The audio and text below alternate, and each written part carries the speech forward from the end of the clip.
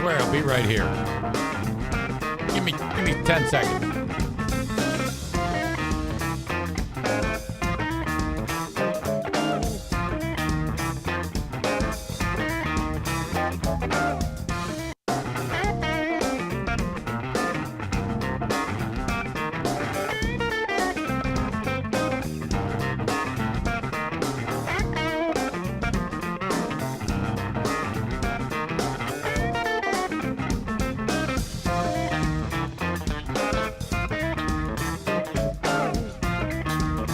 A release will go out on Wednesday announcing that Thursday, That was annoying. Welcome in to the Eric Zane Show podcast. Daily show where I discuss news, nonsense, and my personal adventures. If you're listening to the recorded show, just know that it happens live every day on Twitch with a 10-ish a.m. start.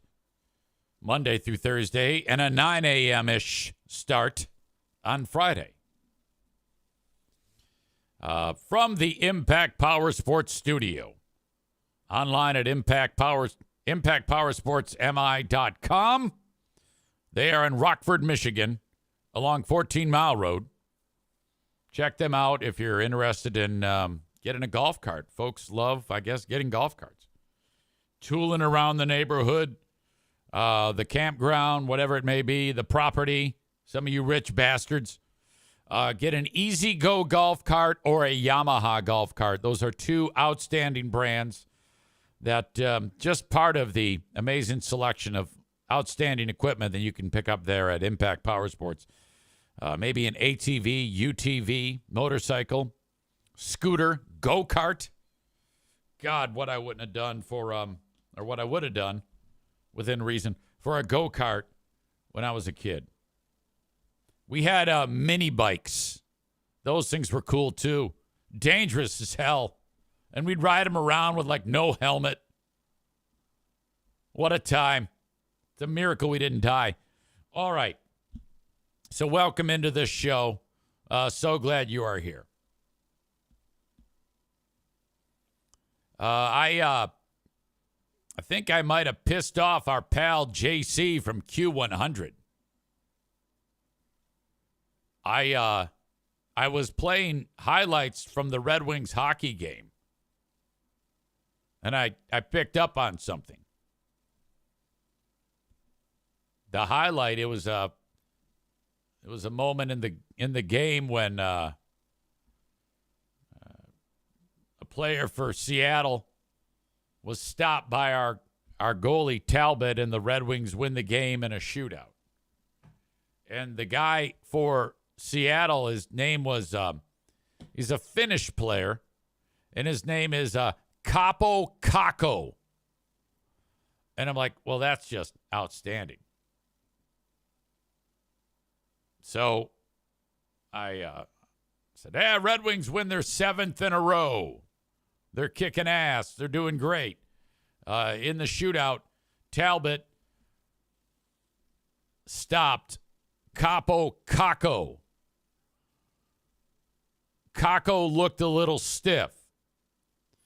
And that's all and then I paused. Kakko looked stiff when he was skating in.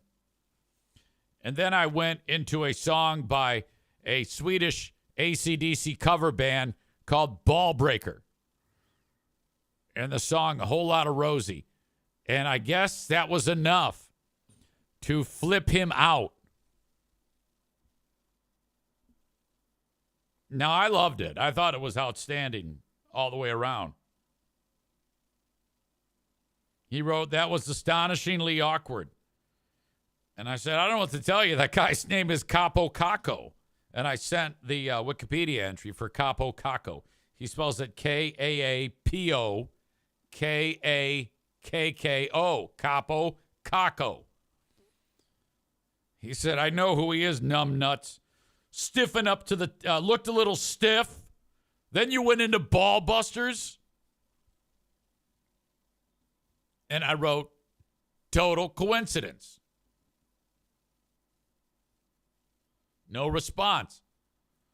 Now, That's not all, though, because I sent along a little hand grenade so that he's, driving around northern Michigan, and then he's going to hear, let's say it's 3 p.m, you hear one song end, and then before the next song starts, you'll hear something that I create that says something like, hey, join me on the Insane Asylum. I've got a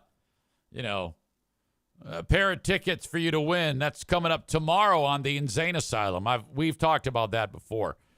But today, knowing that he's getting pissed, I figured I would send this along that it's going to play later on in the day. Hey, it's EC. I'm not sure what JC's problem is. I was playing Red Wings highlights, specifically when Talbot stopped Capo Caco in the shootout to win it for the Red Wings. It wasn't my fault that Caco looked a little stiff. But anyway, JC sent me a nasty text saying, what the hell are you doing to my radio station? And I'm still trying to figure out what his problem is. Can't wait to talk to you coming up on the next edition of the Insane Asylum. Okay, so the steam's going to come flying out of his ears. This is 1,000,000% on brand. I am not changing. I am still swinging for the fences. You are making a fatal mistake if you let me know what the problem is, because that means the problem is going to happen again.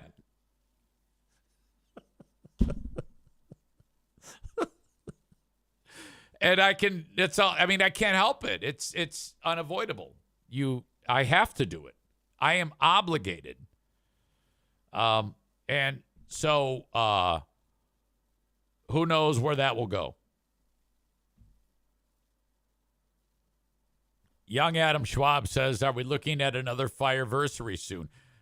It wouldn't surprise me. It would not surprise me.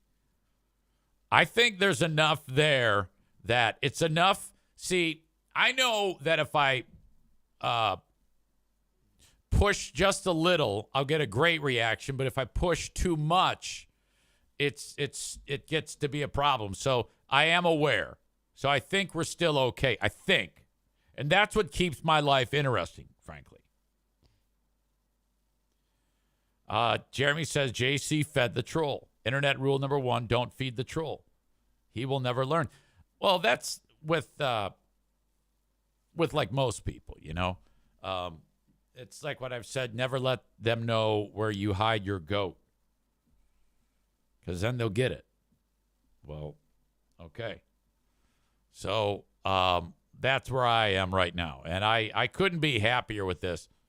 So now I might not be later, but this is, I'm 54 years old. I'll be 55 in July. And I am the same now that I was when I was 11 years old. I'm remarkably consistent. There is one particular thing that, really primes the pump for your old pal EZ. We're talking about a mad a flooding of feel-good chemicals if something lands. And it doesn't matter how it lands. It doesn't matter if someone laughs at it. It doesn't matter if someone gets mad at it. The worst thing is to be indifferent. Like if I say a joke and I see if there's a reaction and there's none, I'm like, God damn it!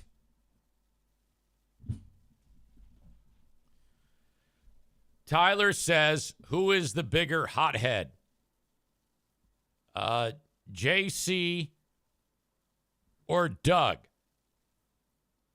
Doug, without a doubt. Kenny writes, 54 years old and thinks bringing a deranged, possibly rabies-infected raccoon into his house. I can save him. I tried. I did try. I knew it was a problem. See, I didn't know how fucked up he was. Okay, it wasn't until I got him in the house that I realized that we might have a problem. And if you missed what I'm talking about, is yesterday's show. But when I was holding him and walking him in like this, and he had his face all scrunched up in his mouth, and the foam coming out of his mouth, and the green smeg like oozing out of his eyes, which is true. I was like, ugh. I don't think this guy's right. I think he's got the fucking World War Z virus going on. I had a bad feeling about it. I should have just turned around and walked out. But that kind of affected me when I looked out the back door across the yard and saw this little fucking raccoon legs flailing after the cops shot him. Kenny says, when I went back and listened to that, the whole time I was like this with shocked emoji face. Cole says, if a wild animal is laying in the middle of your lawn and doesn't react to your dogs, there's something wrong with it.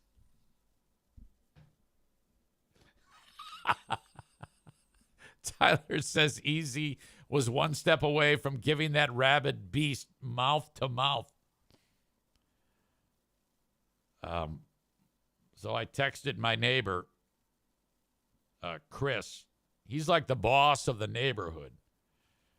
He runs the homeowners association. I wrote, hey, Chris, just an FYI, I had a rabid raccoon in the backyard this morning that the police had to come and shoot. Foaming at the mouth, the whole deal. He writes, what? I said, I don't know if you want to say something to the folks in the neighborhood, but it might be a concern for public health if there's a rabid animal that was roaming through. Which I would have said something. I would have said that a rabid animal was shot in case, like, someone had an animal that came back, like a cat that got in a fight. Like, I went and banged on my neighbor's door at the Hallelujahs. I said, hey, has your cat been, you might want to investigate your cat, see if there's any scratches on it or anything. And see if it, because it could be rabid. And so I wrote that, and he says, and then I said, the cop shot it and threw it in my garbage can. I guess I don't have a scientific confirmation that it was rabid, but it was hissing and snarling and foaming at the mouth. I guess to be correct, I should say suspected as having rabies. He goes, the cops do that? Oh, my God, I can't believe that. And he writes, it's so funny that you tell me that because I heard the gunshot when I was getting ready for school with Julian, or getting Julian ready for school. It's his kid. And then we noticed the cop car in the cul-de-sac.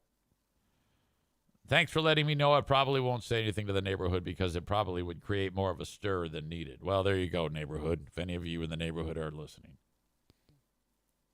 I'm getting numerous people that are weighing in about me trying to nurse the rabid raccoon back to health.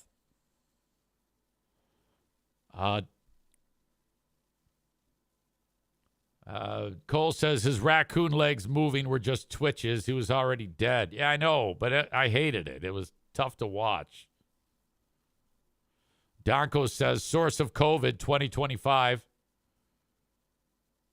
Rebecca writes, I still don't understand your thought process on that. She means bringing the rabid raccoon into the home. You have dogs. Why risk exposing them to a wild animal in your house? Well, like I said, I didn't know that it could be rabid. I just thought it was like injured. I thought it had like twisted his fucking ankle or some shit. How was I to know? And I thought he was cold. So I thought, let's warm him up and let's call up the local animal rescue. You see those? You see, like, you turn on the Discovery Channel and there's a reality show about, rescue facility. I don't know. I don't think it was that ridiculous of a endeavor that you all are looking through the lens of hindsight. I'm just trying to help the local wildlife population. I love raccoons.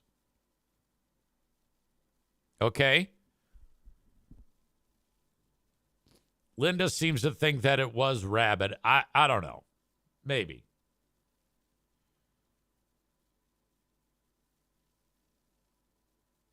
Kenny writes, see, that confused me also. Shouldn't the animal control person had taken it and tested it?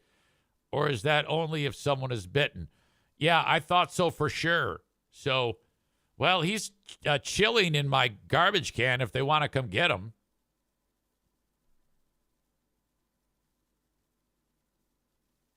Badger says, did you clean up the infected brain goo?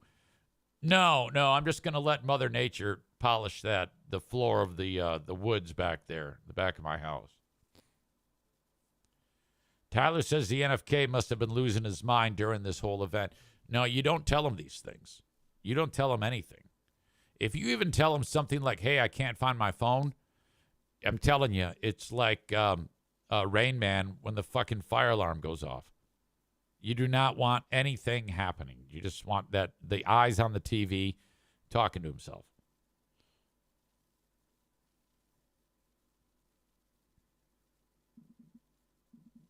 Let's see.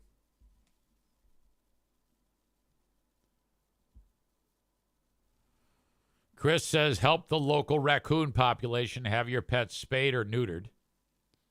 David says, it was super ridiculous.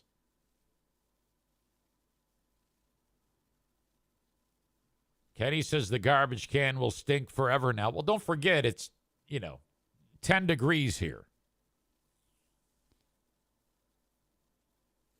Kenny asks if the NFK freaked out at the gunshot. Well, no, because he didn't know it was a gunshot. He heard something and didn't bother to get up. And so I came down there after the dust had settled, and I said, hey, did you just hear that? Yeah, what was that? Yeah, what the fuck was that? Well, there was a cop in the backyard, and he shot a raccoon dead. What? So I explained it to him. It all worked out. Okay. So that's kind of like the, JC, I don't know. I think he gets a little bit cranky if there's anything that's even remotely of that nature on the comedy.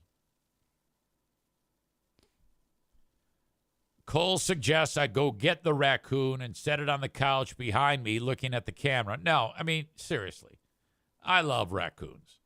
I felt bad for the little guy. You want to talk about me doing dumb things? Who was it? One of you just wrote, Yoda World said, I've had a raccoon try to palm a bourbon out of my hands when I was in an outdoor hot tub. Wasn't rabid, just not scared of people. Yeah, that's even worse than me. That's a healthy animal.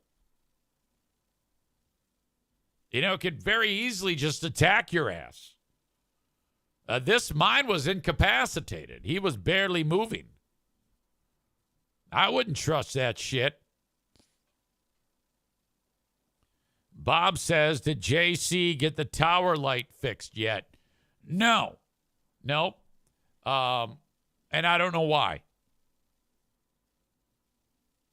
He has a tower, goes up 500 fucking feet in the air.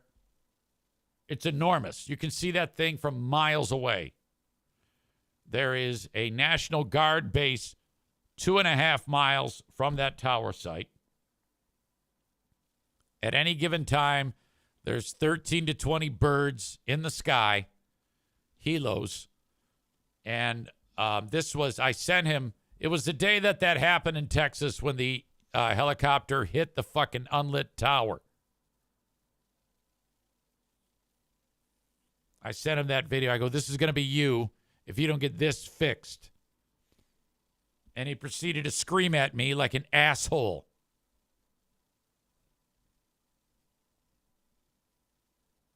Chris says, we have helicopters flying into planes, but don't worry about your almost invisible tower. Oh, my God. All right. There was a hockey game last night, a local hockey game, and they called upon me. It was a high school hockey game. I drove 1 mile away to the local hockey rink, and it was the two high schools, East Grand Rapids taking on Jenison Zeeland. And so they have me in from time to time to work the games. And these are paid gigs.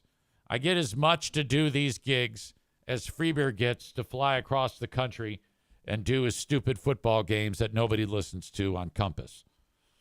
So, and I had they reached out to me some time ago, and they said, hey, will you do this hockey game? I go, and I told you the story, and I go, yes, but it's expensive. I don't undercharge. I charge you the same that I charge the Griffins. How much is that? I go, it's $200. They said, all right, we'll get back to you. Short time later, they said, all right, you're good to go. Boosters are paying it. I go, sounds good. I do the game. It ends. 2 weeks later, I get another email. Will you do this game? I go, absolutely. So that's awesome. I love it. And so I show up there, and you got high school kids, and you want to make them feel like they are in Game 7 of the Stanley Cup Finals.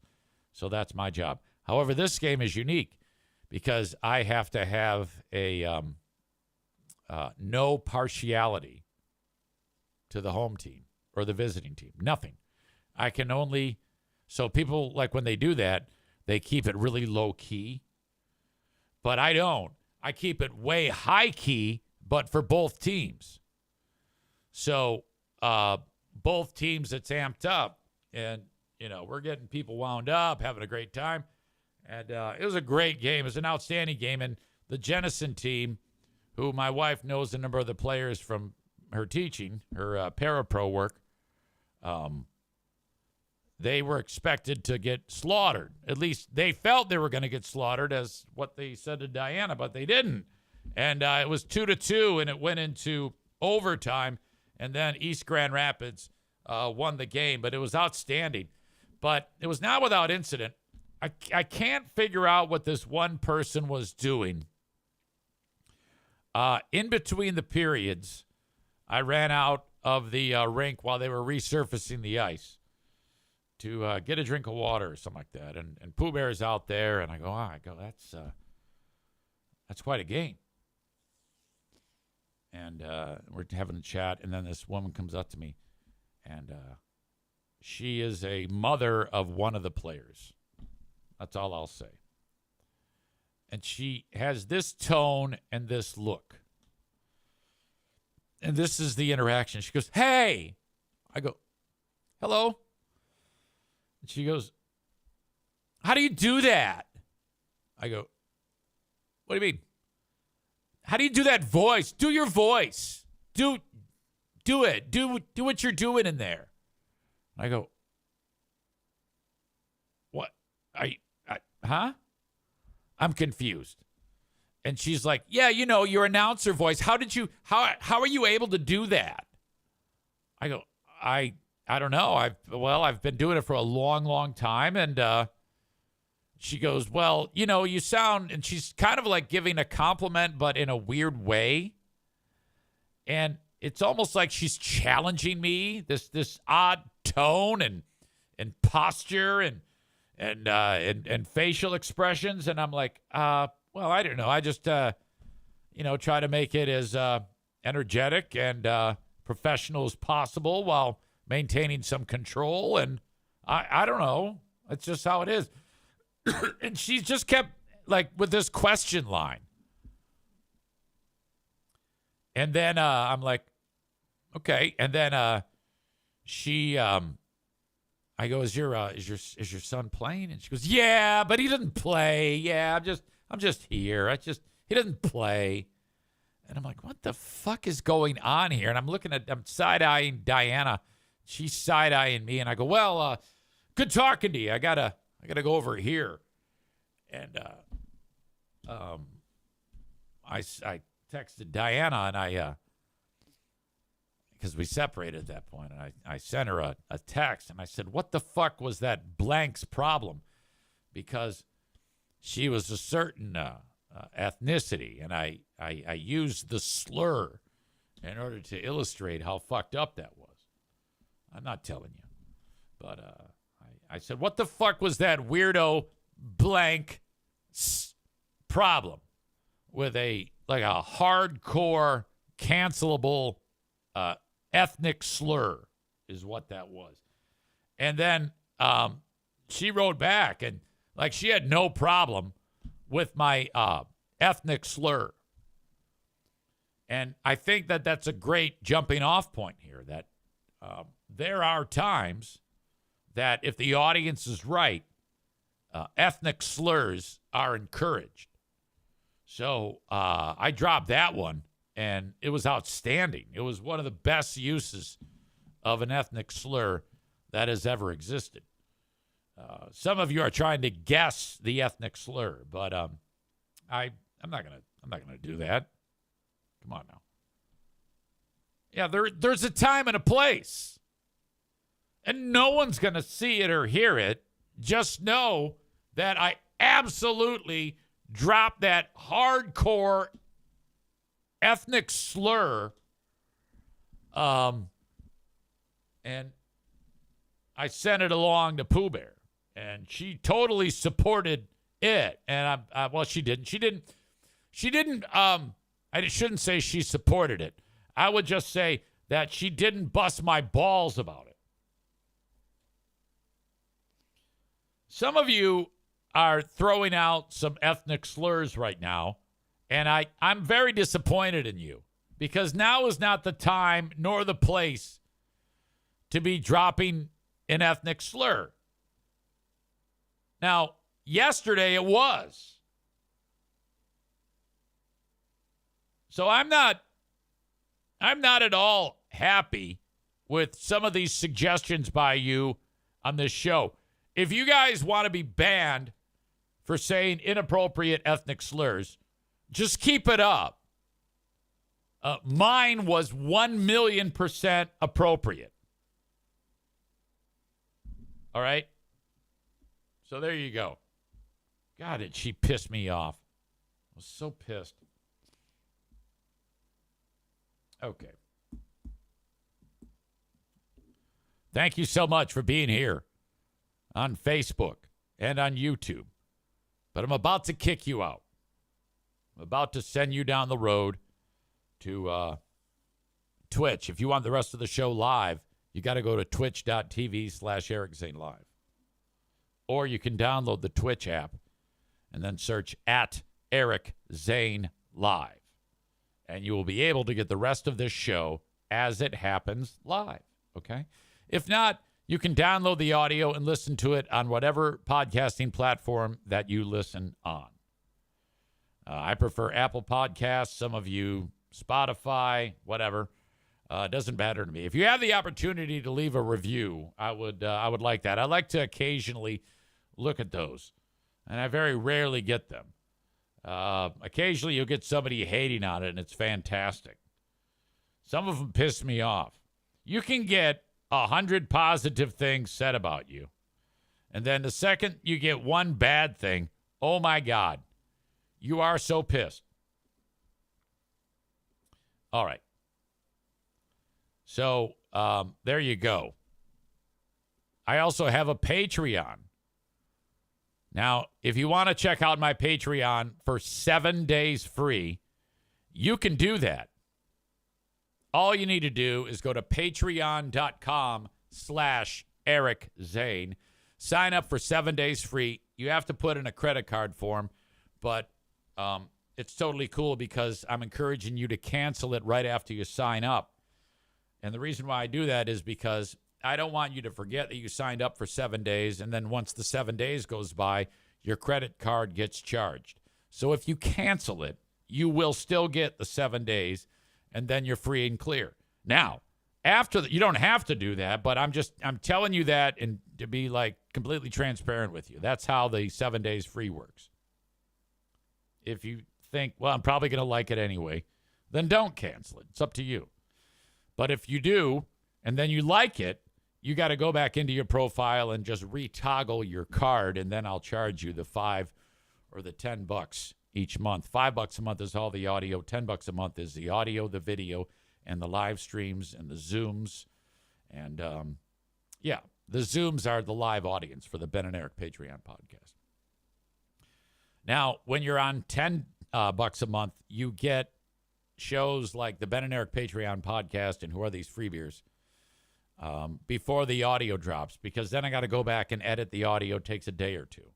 So you're getting it as early as possible. If you do 7 days, sign up for the tier 2 level so that you can get the show as it happens live. We're doing it this week on Thursday, tomorrow at 6 p.m. So for Who Are These Free Beers, we're getting into a spot where last week we covered the Nashville hotel lobby incident where Free Beer was very upset at the rest of the staff and challenged them because the group was in the hotel lobby.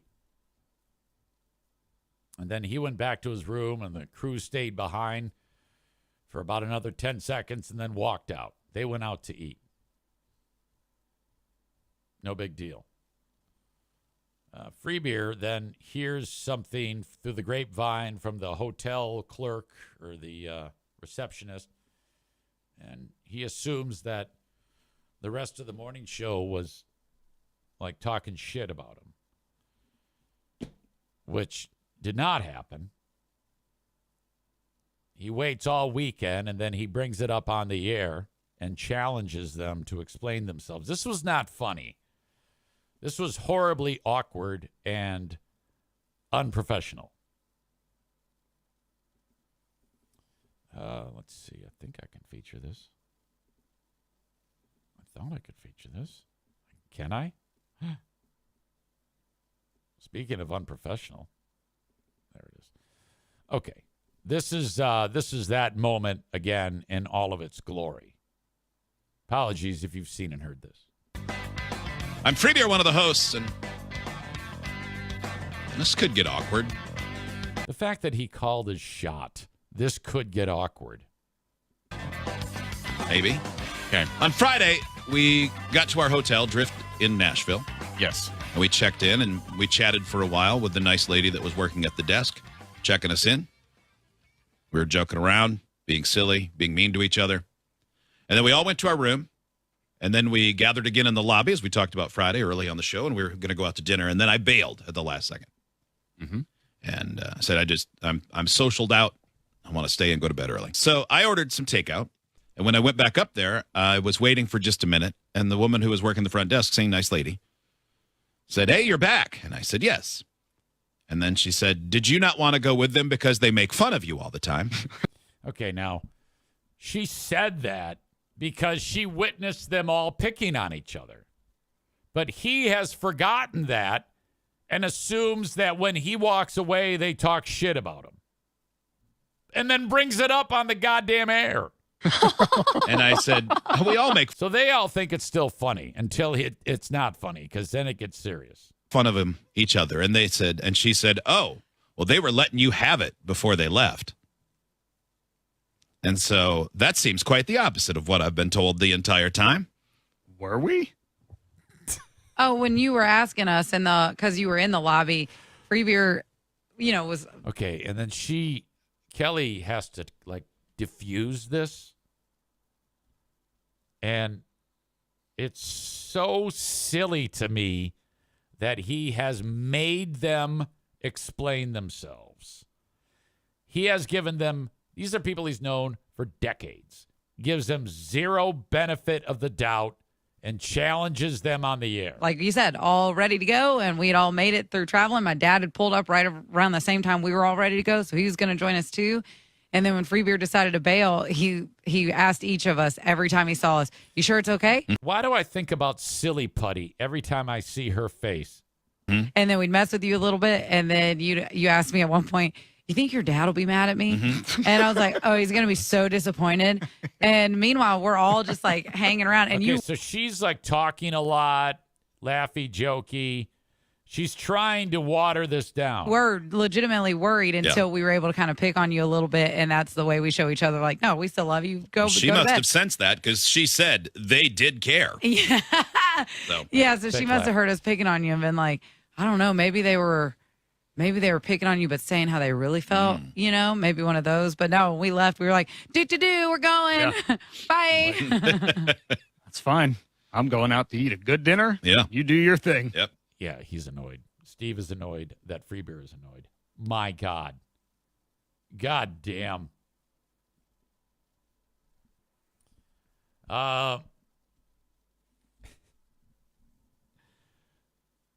Linda says she's shiny. Chris says, I've thought the same thing. It's because it's shiny like silly putty. Like, I want to take her face and put it on, like, one of my old comics in the basement and see if it transfers onto her face. So, with that as a backdrop, in this week's Who Are These Free Beers? There's a clip that I titled Fragile Free Beer is Back. Now, what I just played for you happened on Monday of last week, but on Friday, this happened.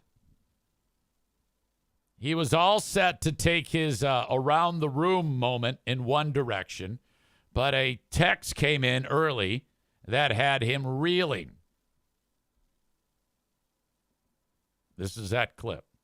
I'm Free Beer, one of the hosts, and I was going to talk about something else, but I saw this text that came in to the radio show at 2:04 a.m. from a listener in Vermont. Dang, okay. All right. They're up early or late. Good morning, gang.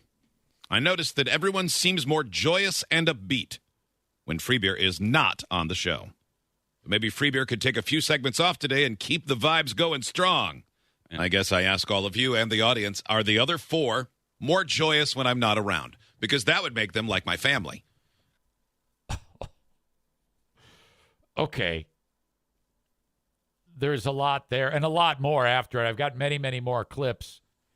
So if you're the rest of the crew, you're thinking, here we go.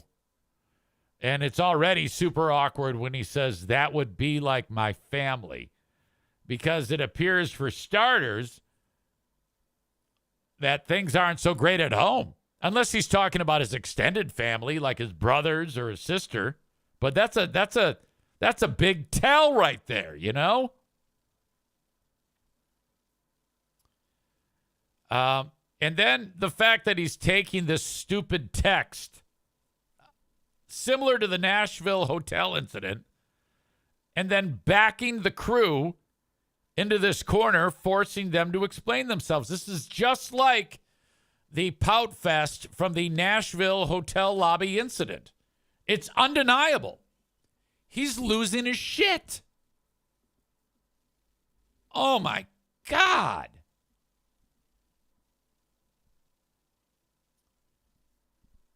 Cole says back in the day it was good when he was gone because Zane would take charge and it would go off the rails. Probably the same thing happening now, without a doubt. Without a doubt. I remember when Greg would leave, we would instantly feel more at ease because it's the Greg Shells phenomena. When Greg's in the room, it's down here. It's a low ebb. He is not a fun guy. He is not cool. He's not fun. He's not pleasant to be around. And he's kind of an asshole. But not a charming asshole who is self-aware that he's an asshole like me. Like I'm an asshole, but everyone loves me. You know? And I'm so goddamn humble, too, it's impossible to not love me. My God. Well, anyway, there is a lot more where that came from. And I'm just excited to share it with you on tomorrow's edition of Who Are These Free Beers, 6 p.m. Eastern on my Patreon. Sign up for free at patreon.com/Eric Zane. Starman says PSA alert. I don't know what the fuck you're talking about. All right. So, again, thank you to my friends who are watching on Facebook and YouTube. But I'm kicking you out now. Head over to Twitch. Twitch.